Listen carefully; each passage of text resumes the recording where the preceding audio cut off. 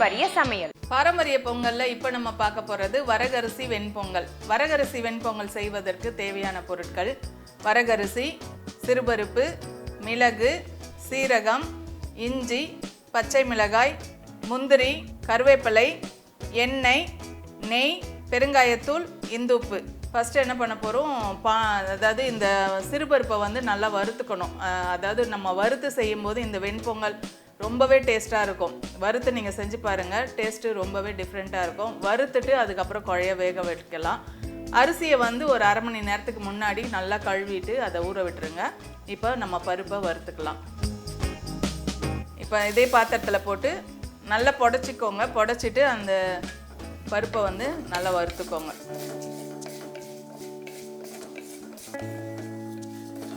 இந்த மாதிரி கலர் மாறி லைட்டாக கலர் மாறி வருது இல்லைங்களா? ரொம்ப ப்ரௌன் கலரில் ஆகணும்னு அவசியம் இல்லை. லைட்டாக கலர் மாறினோடனே என்ன பண்ணுங்கள், நம்ம ஒரு கப்பு அரிசி எடுத்துருக்கோன்னா வரகரிசி சீக்கிரம் வெந்துடும். வரகரிசிலே வந்து பச்சரிசி, அதாவது பாலிஷ் பண்ண அரிசி, பாலிஷ் பண்ணாத அரிசின்னு இருக்குது. புழுங்கல் அரிசியாக இருந்தால் லேட் ஆகும், பச்சரிசியாக இருந்தால் கொஞ்சம் சீக்கிரம் வெந்துடும். அதனால் ஒரு 2.5 கப்பு தண்ணி வச்சுக்கோங்க. இதுலேயே ஊற்றிக்கோங்க.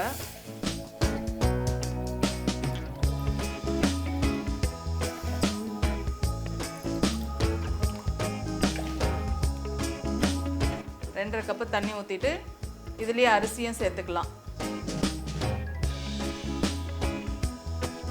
இதுலேயே அரிசியும் சேர்த்துக்கோங்க.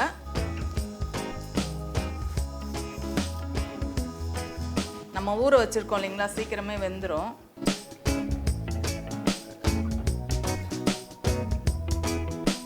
நம்ம பொங்கலுக்கு தேவையான அளவு உப்பு சேர்த்துக்கோங்க. இந்து உப்பு போடுறேன். இது கூட கொஞ்சம் பெருங்காயம் சேர்த்துக்கோங்க. ஏன்னா வேக வைக்கும் போதும் கொஞ்சம் பெருங்காயம் சேர்த்துக்கோங்க, அது வாசனை நல்லாயிருக்கும்.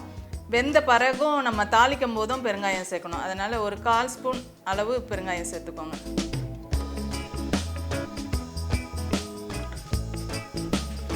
இது கூட என்ன பண்ண போகிறோன்னா, ஒரு கொஞ்சம் பச்சை மிளகாய், ஒரு சின்ன, அதாவது 2 பச்சை மிளகாய், ஒரு சின்ன துண்டு இஞ்சி, இதை வந்து நல்லா நசுக்கி போடுங்க. அப்படி இல்லைன்னா மிக்சியில் ஒரு ஓட்டி போடுங்க. அந்த காரத்துக்கு நம்ம சேர்க்குறோம். மிக்சியில் போட்டுட்டு சும்மா லைட்டாக அந்த நசுக்குனா எப்படி வரும் அந்த மாதிரி நசுக்கிக்கோங்க.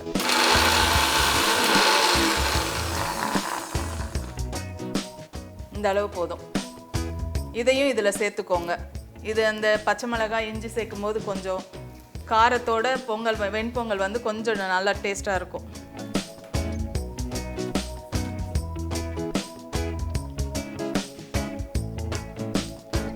உங்களுக்கு அளவு அதிகமாக இருக்கும்போது நீங்கள் இஞ்சியும் பச்சை மிளகாய் அளவையும் அதிகப்படுத்திக்கோங்க. இது கூடவே ஒரு ஸ்பூன் நெய் சேர்த்துக்கோங்க.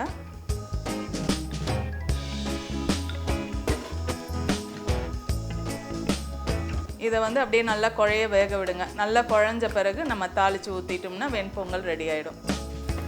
இந்த மாதிரி நல்லா குழைய வேக விடுங்க. இப்போ நம்ம தாளிச்சிடலாம். கொஞ்சம் எண்ணெய் ஊற்றிக்கோங்க.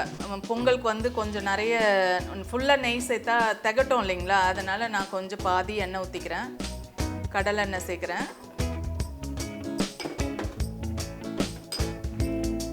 பாதி நெய் சேர்த்துக்கோங்க. கடைசியாக அதுலேயும் சேர்க்க போகிறோம், அதனால் இதில் கொஞ்சம் நெய் சேர்த்துக்கோங்க. சேர்த்துட்டு மிளகு சேர்த்துக்கோங்க. மிளகு நல்லா பொரிய விடுங்க. அந்த பொரியிஞ்சி நல்லா வெடித்து வரும்போது தான் அது நம்ம நிறைய பேர் என்ன பண்ணுவாங்க, வெண்பொங்கலில் இருக்கிற மிளகு எடுத்து வச்சுருவாங்க, ஏன்னா அது காரமாக இருக்கும். இதை பொரிய விட்டிங்கன்னு வச்சுக்கோங்களேன், காரமே இருக்காது, அந்த மொறுமொறுன்னு நல்லாயிருக்கும். அது பொரியட்டும்.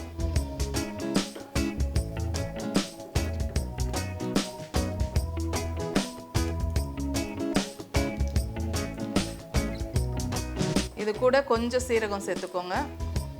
நம்ம பொங்கலுக்கு மிளகு சீரகம் போட்டு தாளிப்போம். அதுலேயும் இஞ்சி சேர்த்துருக்கோம். பொடியாக கட் பண்ண இஞ்சியையும் கொஞ்சம் சேர்த்துக்கோங்க. கூட கொஞ்சம் கருவேப்பிலை சேர்த்துக்கோங்க. முந்திரி சேர்த்துக்கோங்க. உங்களுக்கு தேவையான அளவு முந்திரி சேர்த்து அதையோட வறுத்துக்கோங்க.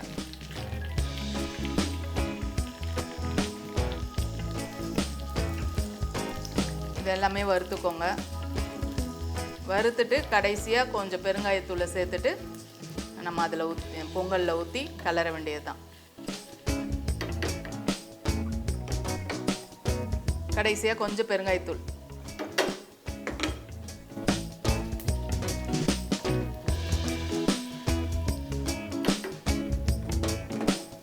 ஸ்டவ் ஆஃப் பண்ணிவிட்டு பொங்கலில் சேர்த்துருங்க.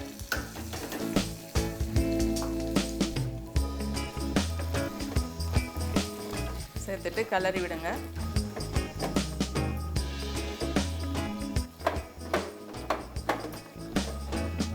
கலரி விட்டு ஸ்டவ் ஆஃப் பண்ணிவிட்டு ஒரு 2 ஸ்பூன் நெய் சேர்த்துக்கோங்க.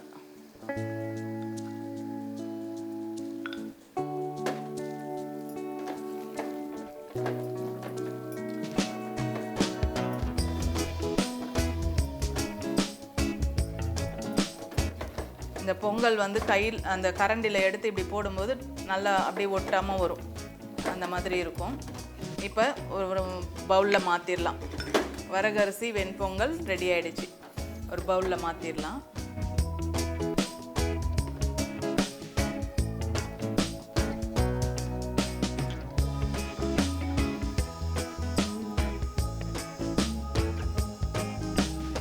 சத்தான வரகரிசி வெண்பொங்கல் ரெடி ஆகிடுச்சு.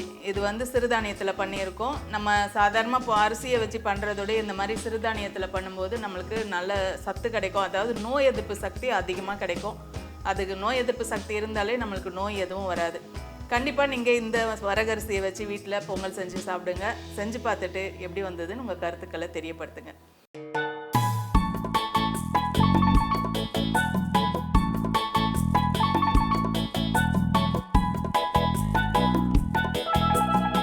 பெப்பர்ஸ் டிவி நேயர்கள் அனைவருக்கும் பொங்கல் தின நல்வாழ்த்துக்கள்.